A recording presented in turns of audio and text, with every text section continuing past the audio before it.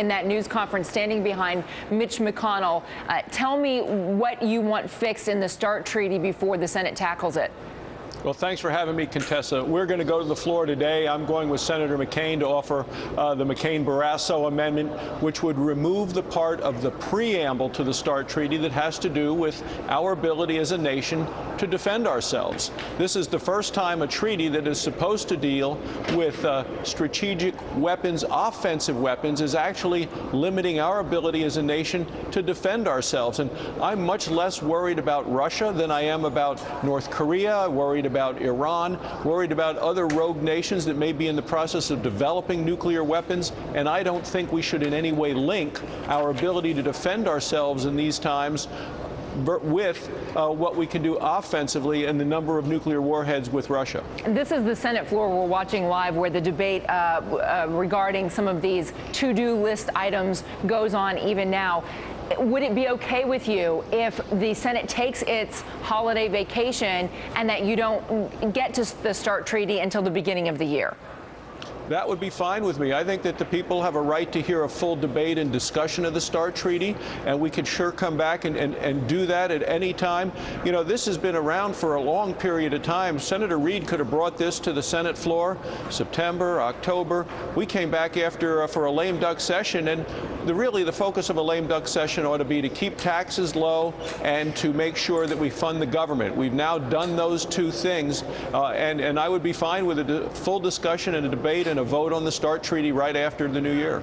Let me ask you about the funding bill to keep the government up and running. You've got to work on a short-term funding bill because the big spending bill, the omnibus bill, failed. And it failed in part because of those $8 billion in earmarks. You had requested $4.8 million in earmarks.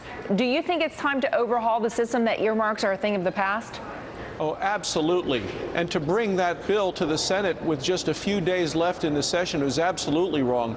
I am delighted that the Republicans joined together with a couple of fiscally conservative Democrats to defeat this. Okay, all of those earmarks are gone now. Then why did you request earmarks if you don't think that they have a place in the spending bill? Yeah.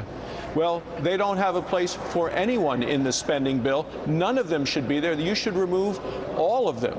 That is the way that business is done in Washington, and I think there's a major mistake. And what we ought to do is look at each of those projects individually, see which ones are reasonable, which are not. There are a lot of bad projects in there, but realistically, the best way to do it is for all of them to go away. I voted 13 times, Contessa, to have a complete ban on earmarks for the entire institution. If that's the case, if that's what you support, why not take a stand and not add any earmarks? And I'll say that most of the earmark that you requested was $4.3 million for a Wyoming Army National Guard Joint Training and Experimentation Center. I mean, I'm not saying it's not a worthy cause, but if you believe earmarks have no place in these bills, then why did you add one? Well, you just mentioned the National Guard. That's a project that my predecessor, who died in office, started. They're not completed with their work. Don't want to pull the plug on something in the middle of its progress. But I think the best thing to do to fund this government is to do it in a very different way.